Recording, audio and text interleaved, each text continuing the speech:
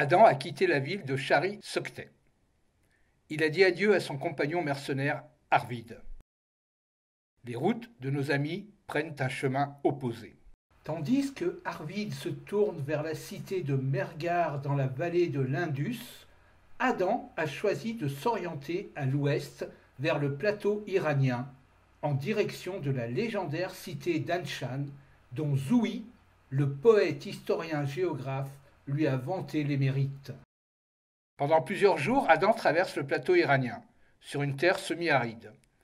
Les monts semblent l'accompagner avec bienveillance tout au long de sa route. Le soir, il bivouaque et se sustente devant un bon feu de camp. Comme à l'accoutumée, les animaux viennent à sa rencontre, sachant qu'ils n'ont rien à craindre de lui puisqu'il sait comment leur parler. Enfin, il arrive devant un piton rocheux où se dresse Anshan la magnifique. Une tour se dresse, accolée au piton rocheux. Elle semble vouloir le défier. Elle domine une citadelle placée en surélévation au-dessus de la ville basse. Adam entre dans la ville basse. Deux gardes, armés d'une lance et d'un petit bouclier, subjugués par l'apparition de cet homme monté sur son cheval blanc, le laissent passer sans discuter.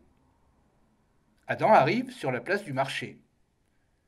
Bien que moins riche que le marché de Chari-Soctet, celui d'Anshan n'en reste pas moins merveilleux pour Adam. Il repère une échoppe qui expose des fruits, de la salade et du pain. Une bonne occasion pour se ravitailler. Riche de ses gains en hindou-couche, Adam s'installe en terrasse d'une petite échoppe qui offre le gîte et du bon vin. Quelle n'est pas sa surprise de voir arriver Zoui, l'homme de Mailan qu'il avait rencontré au cours de son passage à Chari-Soctet. Alors mon ami, tu es venu dans ma ville natale?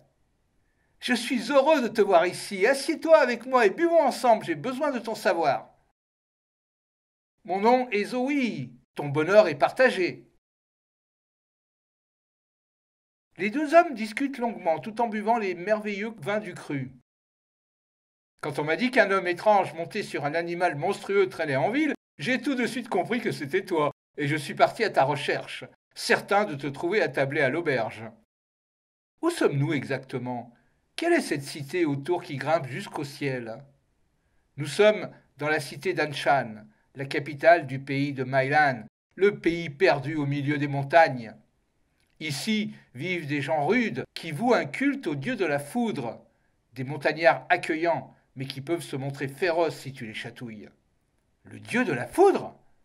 Oui, le dieu, maître du tonnerre, de l'orage et des éclairs, capable de faire exploser la roche et foudroyant ceux qui ne lui apportent pas suffisamment d'offrandes. C'est une drôle de crainte. La pluie est nourricière, c'est un don du grand esprit. Chez nous, dans les grandes steppes, nous la chérissons, l'attendons avec joie et la fêtons en dansant lorsqu'elle vient nourrir notre terre. Chez nous, les dieux sont craints par les hommes, seul le roi rivalise avec eux aux yeux des habitants. Le roi, dis-tu? Celui qui vit dans les nuages, au sommet de la grande tour? Oui, il s'appelle Lugal, et il vit là-haut, au plus près du ciel, là où se trouvent les dieux. Les dieux, dis-tu? Ainsi le dieu de la foudre n'est donc pas seul? Oh non, ils sont toute une flopée, qui se font la guerre entre eux. En ce sens, ils sont comme les humains. Caïr, mon grand-père, me parlait souvent de la haine qui habite le cœur des hommes du Sud. Il avait été instruit de ces choses par un vieux chaman samarien avec lequel il entretenait des relations amicales. Mon épée lui a été donnée par le chaman et j'en ai hérité. D'ailleurs, toi qui as une grande connaissance des choses et du monde, peux-tu me dire où a été forgée cette épée? Adam tend son épée à Zoé, qui l'inspecte minutieusement. C'est une belle lame, assez longue pour embrocher deux ennemis. J'en ai déjà vu une comme celle-ci lorsque dans ma jeunesse je servais un maître en Mésopotamie, au confluent des deux fleuves, assez loin d'ici, au-delà de nos montagnes du Zagros. C'est une épée forgée par la fusion du cuivre contaminé par un peu d'arsenic, ce qui rend le cuivre plus robuste et résistant et permet d'atteindre des lames de grande longueur. La tienne est magnifique, hein? Elle devait appartenir à un chef guerrier de grande valeur. C'est une arme redoutable sur le champ de bataille. La Mésopotamie? Comment rejoindre ce pays? Ce pays est à plusieurs jours de marche d'ici. La Mésopotamie est l'éternel ennemi de Maïlan. Mais dis-moi, mon ami, pourquoi les hommes se font-ils la guerre? Par jalousie, par cupidité, pour l'amour de la richesse, du pouvoir et de la domination, mais surtout par stupidité. Oui, c'est une grande stupidité que de s'entretuer pour des choses qui ne se mangent pas. Dans nos régions, les cités se jalousent entre elles. Elles se font la guerre les unes les autres pour des querelles de divinités. Chacune revendique sur l'autre la suprématie du culte. C'est un monde étrangement cruel que tu me décris là. Oui, j'en conviens. Les rois se déclarent les représentants des dieux sur terre et c'est ainsi qu'ils justifient leur légitimité. En fait, pour ce que je pense, cette représentation est un leurre, un appât artificiel pour tromper la naïveté des paysans. Ceux-ci acceptent la domination du roi en échange de sa protection et le culte vient entériner tout ça. Quel malheur pour ton peuple! Ils sont ignorants du grand esprit qui ne fait aucune différence entre le maître et l'esclave. C'est un grand malheur en effet. C'est pourquoi je voyage le plus possible à la recherche d'une philosophie plus fraternelle. Et tu l'as trouvée? Je t'ai trouvé toi. J'ai encore une question pour toi. Peux-tu me dire ce que signifient ces runes sur cette plaque en argile durcie? Ouais, il s'agit d'une tablette numérique destinée à la comptabilité. À la comptabilité? Oui, les marchands s'en servent pour leurs échanges. Elles permettent de compter les têtes de bétail ou les mesures de céréales. Ce sont des objets quotidiens ici. À ce moment, deux gardes s'approchent de la table, interrompant la discussion. Toi, l'étranger, que viens-tu faire dans notre cité? Les gens sont épouvantés par ton animal. Nous avons ordre de t'amener devant le roi qui veut te faire comparaître. Le roi me demande? Obéis, mon ami. C'est un grand honneur d'être convié par le roi. Les deux gardes escortent Adam aux portes de la grande tour royale.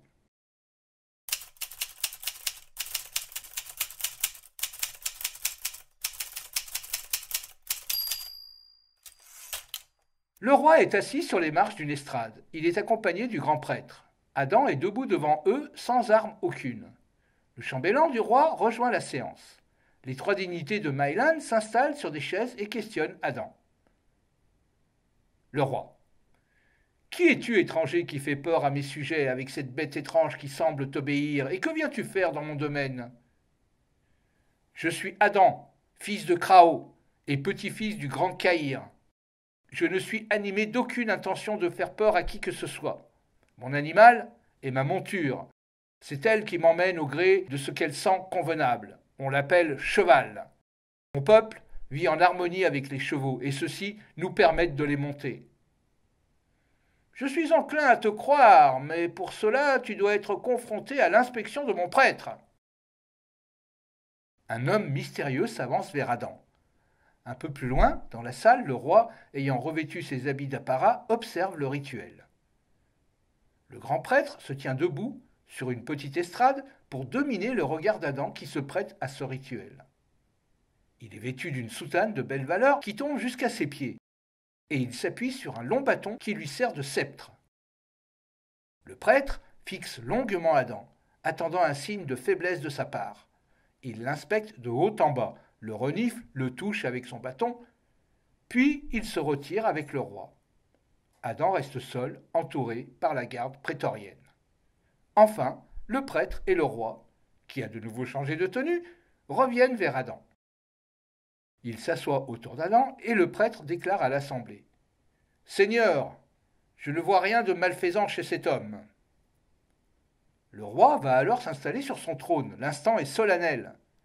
Le chambellan revient vers Adam et s'assoit devant lui. La garde prétorienne se tient debout dans les allées. Le roi s'adresse à Adam. Étranger, crains-tu la mort? Pas du tout. La mort nous permet de rejoindre le grand esprit, et c'est lui qui guide mon destin, comme il guide le chemin de ma monture. Le roi. Mes prêtres et leur magie ne suffisent pas à lutter contre nos ennemis de la plaine. J'ai besoin de guerriers. Voudrais-tu accepter de me servir en échange de la notoriété et de la richesse? Je n'aurai aucune objection à te servir si ta route va vers le pays de Mésopotamie. C'est exactement où nous allons livrer bataille. Ainsi, je te nomme adjoint de mon général en chef. Avec ta monture, tu déclencheras un grand émoi chez nos ennemis sur le champ de bataille, et la victoire nous sera assurée. Puis, après s'être levé, le roi s'adresse au chambellan. Qu'on emmène notre invité dans la meilleure chambre du palais. Il commencera son entraînement avec ma garde personnelle dès demain. Plus tard, Adam se retrouve dans la chambre qui lui a été allouée dans le palais du roi. Sa large baie ouvre sur une terrasse de laquelle il domine toute la fabuleuse cité. La nuit étoilée semble lui parler de son avenir radieux.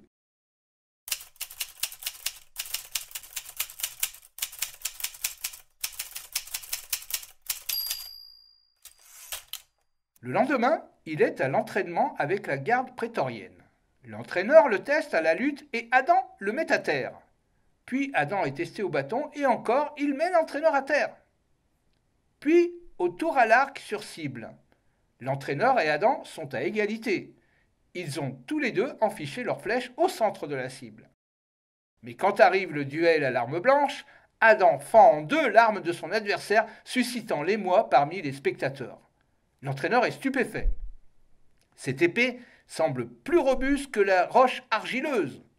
Dans une attitude respectueuse, l'entraîneur salue Adam. Je comprends pourquoi le roi t'a enrôlé. Tu auras une place de choix aux côtés du général. Ce soir, au camp, il va nous donner les ordres de mission, car nous partons en campagne demain.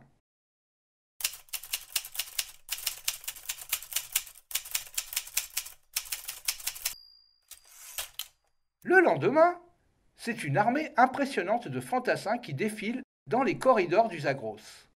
Après avoir franchi les défilés, l'armée remonte vers le nord, dans une vaste plaine alluviale coincée entre le grand fleuve du Tigre et les montagnes. À l'horizon se trouve la grande ville de Suse, objet de la conquête. Devant la ville se dresse une armée de défenseurs sumériens, tous à pied eux aussi, armés d'arcs, de lances et de boucliers.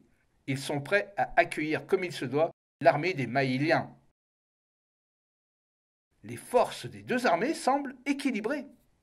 Elles se font face et attendent le signal pour le grand affrontement. Adam, fin tacticien, voit que les archers ennemis sont tous regroupés sur le flanc gauche. Ils sont trop avancés et ils peuvent faire l'objet d'une attaque surprise, pour peu que la vélocité de son cheval le lui permette. Adam s'élance seul au galop contre la troupe d'archers. Ceux-ci ne comprennent pas ce qui se passe et leurs flèches ratent systématiquement le fougueux cavalier et sa monture. La cible est trop mouvante et trop rapide pour eux. Quand Adam arrive à leur hauteur, les archers sont paniqués par la puissance du cheval. Adam frappe avec précision de ses propres flèches. Les archers ne comprennent rien à la situation et s'enfuient. Adam n'a aucun mal à les rattraper et à les exterminer un à un. L'armée de Maïlan fonce derrière le cavalier exterminateur en poussant des cris de victoire. Le corps de l'armée ennemie se scinde en deux. Les soldats de l'armée de Maïlan sont maintenant en surnombre. C'est le carnage dans les rangs ennemis. La victoire est rapide et totale. Ce soir, le festin sera pour les hommes de Maïlan et il se fera dans la ville de Suse. Au cours du festin, Adam s'entretient avec le général élamite. Celui-ci félicite le héros monté sur son cheval ailé. Adam questionne le général. « Sais-tu où se trouve la cité d'Arslan-Tépé ?»« Pas exactement, mais c'est très loin, aux sources des grands fleuves, là où ils se rejoignent. Nos commerçants s'arrêtent en basse Mésopotamie, à Uruk. Ils ne vont pas plus loin. Mais on leur a rapporté que le commerce est florissant entre les cités de Sumer et le plateau mythique qu'on appelle Anatolie. Arslan Tepe serait une ville d'Anatolie, au-delà des cités amorites. Les Amorites? Les Amorites sont un peuple de nomades venus du désert de feu et qui se sont installés dans le pays d'Ebla, situé sur les rives de la Grande Mer du Nord. Ils y ont fondé des colonies sur les rives des grands fleuves qui les relient aux cités de Sumer. Mari, Kish, Babel, sans oublier Nagar Tel Brak. Arslan Tepe se situe bien au-delà de toutes ces cités, dans le pays des Anatoliens, peuplé par les Choulabériens. Mon peuple connaît les déserts du feu. Nous en connaissons un particulièrement que nous avons appelé les portes de l'enfer et que nous traversons régulièrement pour accéder à la Grande Mer Salée, laquelle est une étape importante pour le chemin vers les steppes occidentales et le pays des Samariens. Aurais-tu l'intention de te rendre à Arslan Tepe? Pourquoi y faire? Je veux rencontrer le forgeron qui a forgé mon épée. Ah bon? Le grand esprit me commande de le faire. C'est ainsi qu'au petit matin, sachant qu'il touche au but, Adam quitte Suse pour remonter seul le long de la rive du Tigre vers le nord, en direction du pays des Anatoliens.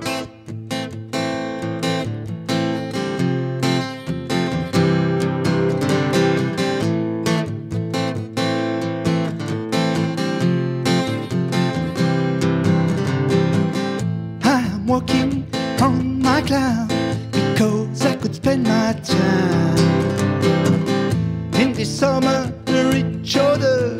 We always need us gone. I want to make a round. I want to make a round. The pretty girl with long legs strike gently in my heart.